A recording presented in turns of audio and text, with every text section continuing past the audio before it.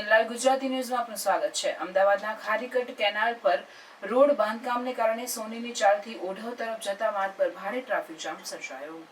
ખારીકટ કેનાલને ફરીથી વિકસિત કરવા માટે અમદાવાદ મ્યુનિસિપલ કોર્પોરેશન દ્વારા 1003 કરોડના ખર્ચે પ્રોજેક્ટ હાથ ધરવામાં આવ્યો છે, જે 2027 સુધી પૂર્ણ થવાની શક્યતા છે।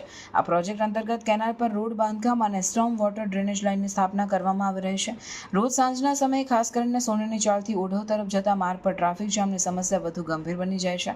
કેનાલ પર ચાલી રહેલા બાંધકામના કારણે બંને તરફ ટ્રાફિકનો પ્રવાહ અવરોધિત થઈ રહ્યો છે, જેના પરિણામે વાહનો લાંબા સમય સુધી ટકી રહે છે। 1 કલાકથી વધુ સમય સુધી ટ્રાફિકમાં ફસાયેલ વાહનોમાં એમ્બ્યુલન્સ પણ સામેલ છે, જે તાત્કાલિક સારવાર માટે જતી હોય છે। આ સમસ્યાને કારણે મુસાફરોને ભારે અસુવિધાનો સામનો કરવો પડી રહ્યો છે। કેનાલ પાર કરવા માટે કોઈ વિકલ્પ માર્ગ ઉપલબ્ધ નથી, જેના કારણે મુસાફરોને લાંબી અને મુશ્કેલ યાત્રાનો સામનો કરવો પડી રહ્યો છે। ટ્રાફિક જામના કારણે લોકોનો સમય અને ઉર્જાનો વ્યય થઈ રહ્યો છે, જે શહેરના ટ્રાન્સપોર્ટ સિસ્ટમની કાર્યક્ષમતાને અસર કરે છે। આ સ્થિતિને સુધારવા માટે તંત્ર દ્વારા તાત્કાલિક પગલાં લેવામાં આવે તે જરૂરી છે। ટ્રાફિક વ્યવસ્થાપન માટે યોગ્ય માર્ગદર્શન અને વિકલ્પ માર્ગોની વ્યવસ્થા કરવી જરૂરી છે। સાથે સાથે બાંધકામના સમય અને કામગીરીની યોજના વધુ અસરકારક રીતે અમલમાં મૂકવી જોઈએ, જેથી મુસાફરોને ઓછામાં ઓછી અસુવિધાનો સામનો કરવો પડે।